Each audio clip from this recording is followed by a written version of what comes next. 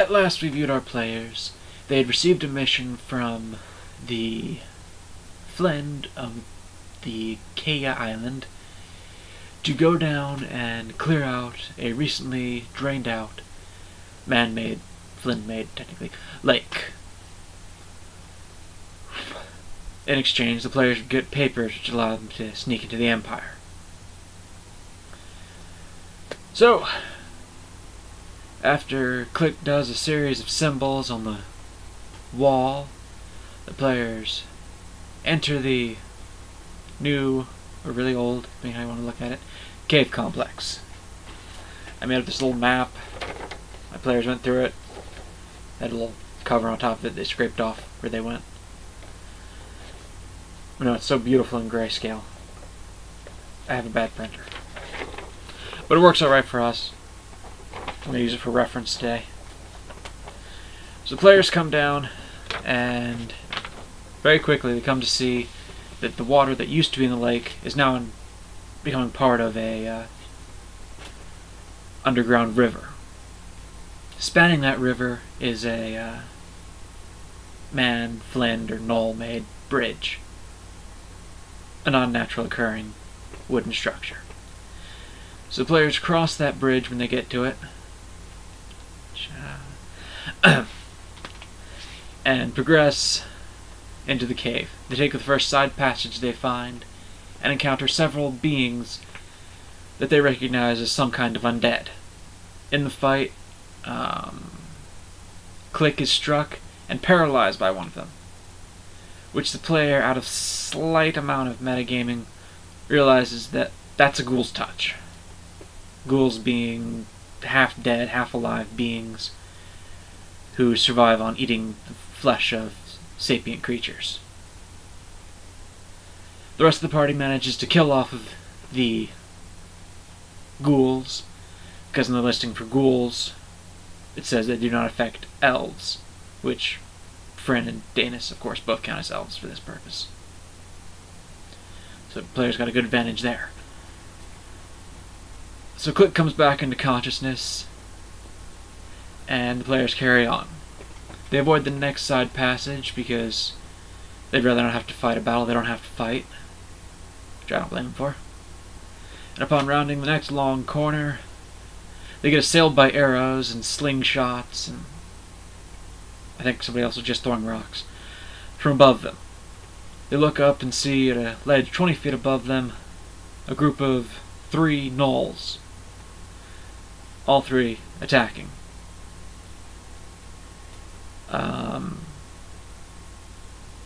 One of the characters has a ranged weapon to use to attack, while Klik, who I need to read my character's abilities better, Klik jumps.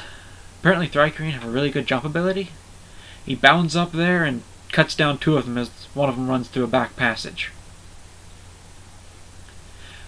The players on the ground are then faced with, I believe, 3 more gnolls, who, after a back and forth fight of no great renown, mostly because low-level characters miss on their attacks a lot, they eventually kill those gnolls and run to catch up to where where Klik goes next, where the players can now climb up to the overhead. Players fight their way to meet up together and then double back on themselves to that other side passage they didn't go to before and kill a couple more gnolls. It's worth noting that in the second room where they fought the gnolls, I gave these gnolls some psionic wild talents. Yeah, psionics. Super fun in second ed. Will drive you insane. Make you lose your friggin' mind. Moving on. But those wild talents were the same as the ones the players themselves have.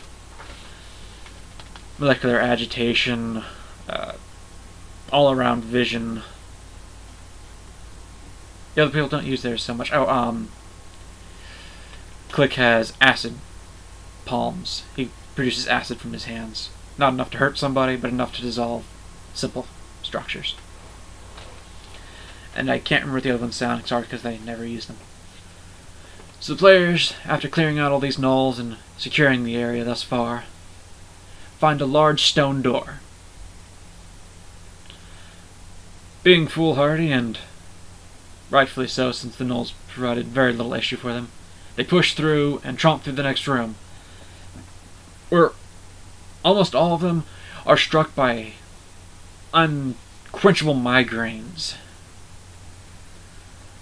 They find that the pillars supporting this room are all enchanted, that anything inside of their range will be struck by a mind-wrecking spell, or sonic effect.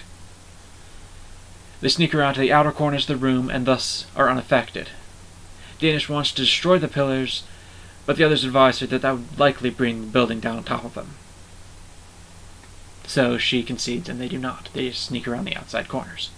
Challenging for Fryn, who is far too wide to fit on the outside, so he just has to quickly swing around. Fryn, at this point, finds a closet off to the side and opens it. He sees that this closet continues to another room on the other side, where through a grated door he sees a gnoll, but instead of having the normal snout like a hyena, it possesses these tentacle structures, not dissimilar to an Illithid, which the players, knowing of based on the lore, are freaked out about, because Illithids, you don't mess with them. They're way too strong for a group of level 3s like the players are. So the players kind of worried about it. Fryn comes with a great idea. I promise you it's actually a great idea. To sneak attack the Illithignoll, Nollithid, we'll go with, from behind, using this closet door. As he steps forward, the floor drops out from below him and he drops into the water. The other players, seemingly not too worried about this, advance ahead and attempt to attack the Illithignoll and whatever else is in that final chamber. Fryn at this time is swimming back to land and pulling himself up and running to the battle place, where the players are now encountering their final boss for this stage. So, the players bound into the room. They first see a gnoll dressed out in demonic priest robes of some kind. He is quickly dispatched by Daenes and Nishant, while Thon charges across the room to deal with the Nollithid. Before he's able to encounter him, the Nollithid does some special spell and transfers his consciousness to the body of a genetically modified Flind, which I will be referring to henceforth as the Flindianki. That is a Githyanki Flind mix. Githyanki being beings that the Illithid themselves made as a servant race, who then rose up under the rule of Gith. There's a lot of lore on them. I didn't go into much detail here. And with this new body, this psionically powered Flindianki fights the party for a surprisingly long amount of time, contends them, but is ultimately killed, his spirit wisping up through the ceiling. That becomes important later, just so you know.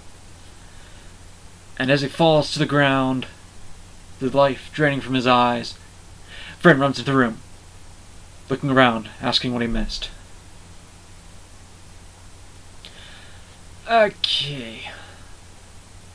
So the players deface the unholy symbols in the ground, the summoning circles, so that they will never function again, and report back to the Flind that this mission was indeed accomplished well, and the problem should not rise up again. The place will seem totally clear.